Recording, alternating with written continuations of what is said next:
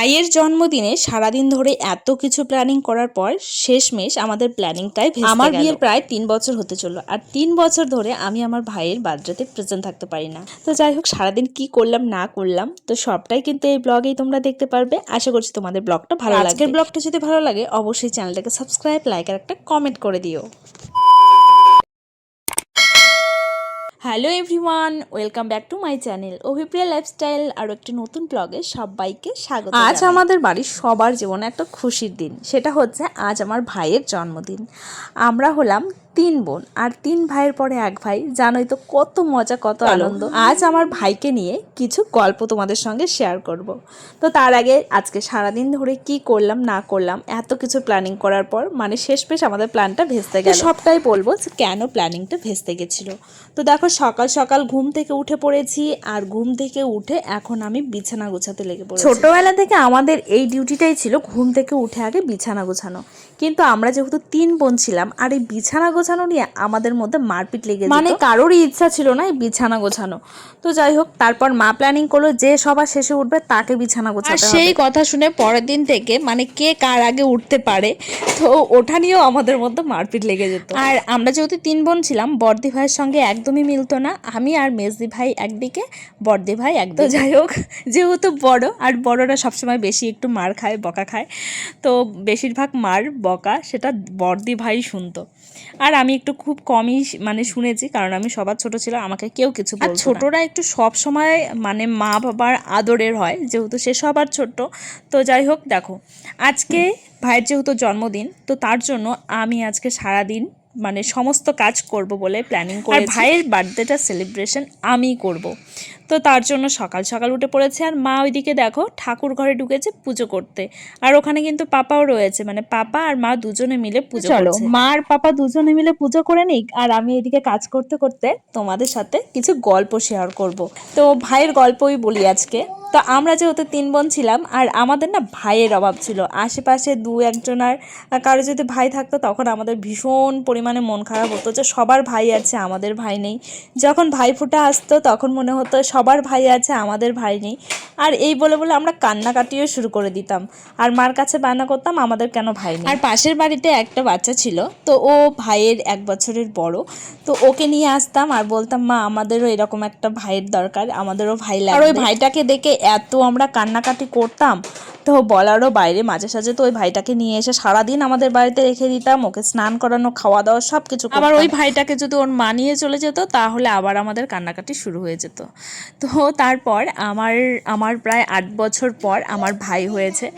তো যখন ভাই হয়েছে আমাদের এত আনন্দ বলারও বাইরে যে ভাই হয়েছে। আর আমরা তো সারা পাড়ার জন্য মিষ্টিও খাইয়েছিলাম। তারপর আমরা আনন্দে তো দিন কটা কাটাচ্ছিলাম। হঠাৎ করে মানে 3 মাস পর আমার ভাইয়ের এত শরীর খারাপ হয়, প্রায় মোটামুটি 1 মাসের মতন ওই পেট খারাপ ছিল, মানে আমাশা। তো সেটা ভালোই হচ্ছিল না। আমরা শিলিগুড়ি, কোচবিহার থেকে শুরু করে সমস্ত রকমের ডাক্তারকে চেক আপ করানো হয়েছে, তবুও ভালো হচ্ছে। আর আমার বাবা মা তো পুরো আশাই ছেড়ে দিয়েছিল। সারা দিন রাত কান্নাকাটি, আমরাও কান্নাকাটি যে এত দিন পর আমাদের একটা ভাই হয়েছে, তবুও যদি না থাকে তাহলে কতটা কষ্ট হয় তোমরা বুঝতেই পারছো। তো তারপর হঠাৎ করে একটা জেঠুর আগমন ঘটলো, আর জেঠু এসে বললো যে আমাদের বাড়ির পাশে একটা লোক আছে, ওনাকে গিয়ে বলতে পারিস যে কেন মানে ভালো হচ্ছে না, কেউ কিছু করে রেখেছে। বাবা মা তো সেই সব বিশ্বাস করতো না, কিন্তু উপায় না পেয়ে সেইখানে গিয়েছিল। আর সত্যি কথা বলছে, সেখানে গিয়ে আমাদের মানে ভাই এখনো পর্যন্ত আমাদের কাছে আছে।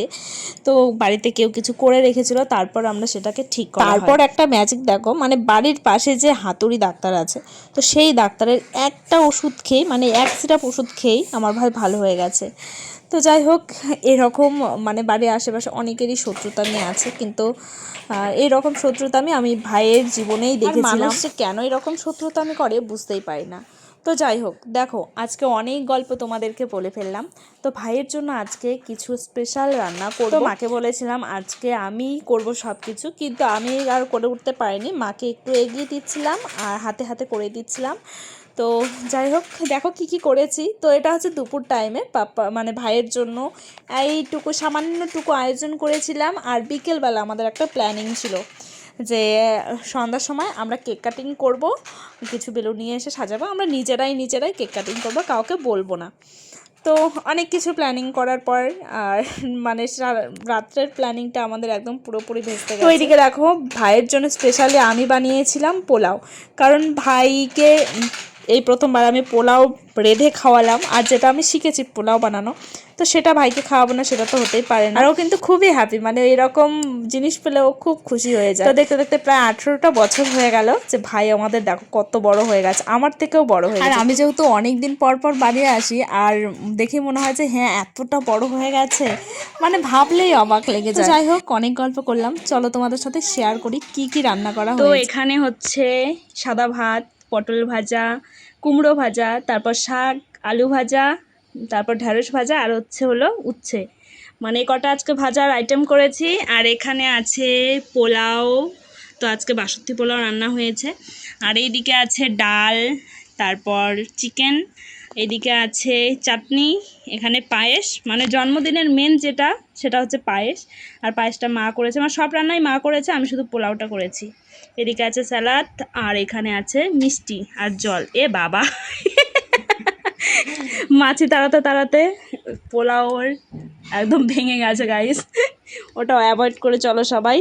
তো যাই হোক এই সুন্দর আয়োজন করে তো আমার বেশ ভালো লাগছে।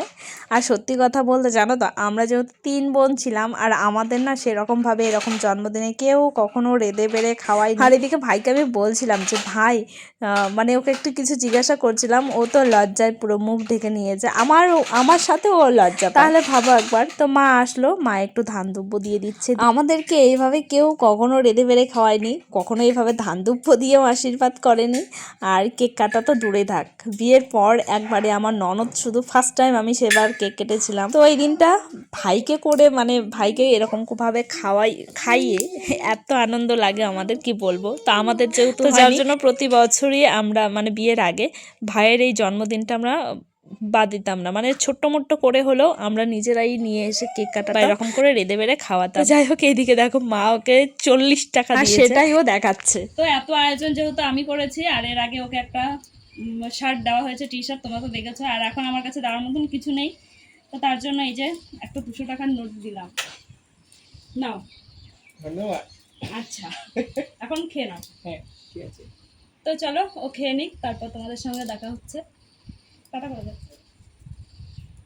তো দেখো আমার সামনে বসে ও এত লজ্জা পায়, তো ওকে খেতে দিয়েছে এদিকে, আর আমার পাপাও এদিকে উঠে গেছে ঘুম থেকে, তো পাপাকেও এখন খেতে দেব। আর ভাই বলছিল আমাকে কটা ছবি তুলি না, সত্যি কথা বলতে আমি ছবি তোলার কথাই ভুলে গেছিলাম। আর এদিকে দেখো পাপাকেও একটু পোলাও দিয়েছি, চাটনি দিয়েছি, যদিও বা ও এসব খাবে না, তবু ওকে একটু দিলাম, মামার পাশে বসে বসে খাচ্ছে, আর ও চাটনিটা খাচ্ছে, আর বলছে এত টেস্ট এত টেস্ট।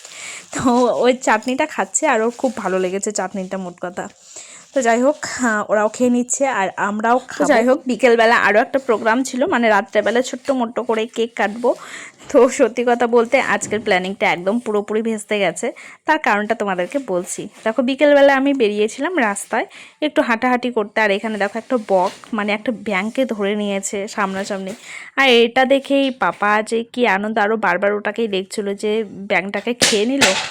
তো তাই এরই মধ্যে শুরু হয়ে গেল এই যে মেঘলা আকাশ, আর বৃষ্টির দিন বুঝতেই পারছো, বর্ষার দিন তো বৃষ্টি হবেই। তো এর মধ্যে চলে এলো বৃষ্টি। তো রাতের যে প্ল্যানিংটা করা হয়েছিল, আমরাও আর সারাদিন বাড়ি থেকে বেরোতে পারিনি, মানে বিকেলবেলা বেরোনোর কথা ছিল, তো বেরোতে পারিনি, ওর কেকটাও নিয়ে আসা হয়নি। তো আজকের দিনটা এইভাবেই কেটে গেল, আর ঝমঝমিয়ে বৃষ্টি পড়াও শুরু হয়ে গেল। তো যাই হোক আজকের ব্লগটা এই পর্যন্তই। কেমন লাগলো তোমরা অবশ্যই কমেন্ট করে জানাবে। যদি ভালো লাগে চ্যানেলটাকে সাবস্ক্রাইব, লাইক আর একটা কমেন্ট করবে, বারবার করেই বলছি। তো এখানেই ব্লগটা আমি শেষ করছি। তো চলো, এই বৃষ্টিতে তো কোনো কেক কাটা হলো না, তো কেমন লাগলো ব্লগটা সেটা কিন্তু অবশ্যই করে জানাবে। তো টাটা সবাইকে, টাটা।